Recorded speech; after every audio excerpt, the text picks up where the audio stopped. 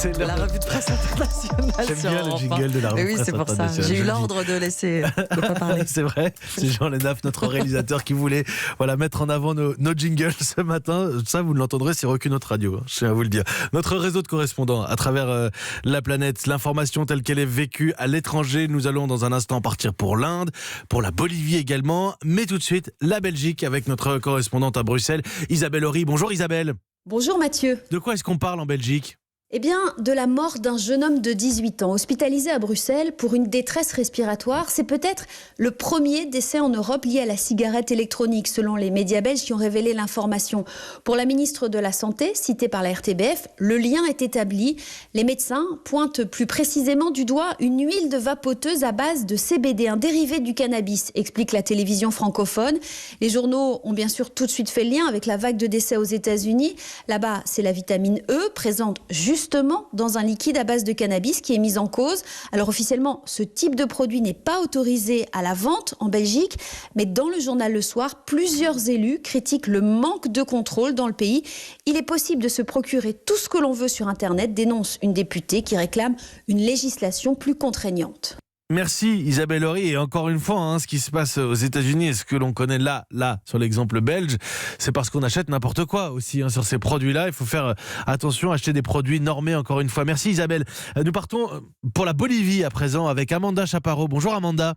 Bonjour Mathieu. Qu'est-ce qui fait la une à La Paz ?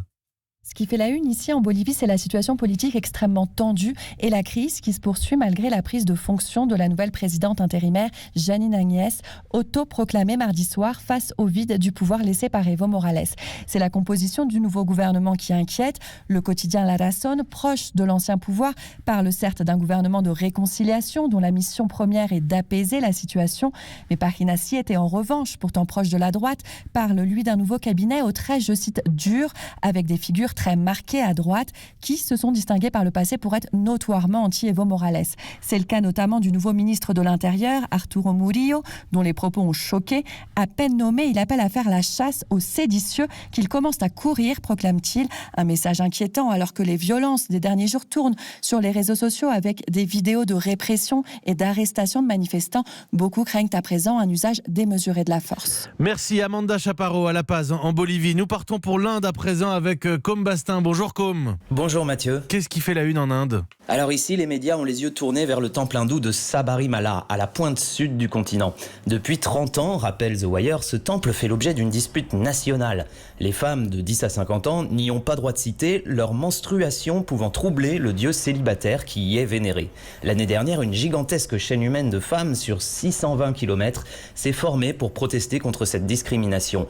Et hier, la Cour suprême indienne devait trancher sur ce conflit qui divise au sein des partis et même des femmes indiennes. Verdict ? Eh bien, pas de verdict, rapporte le Times of India.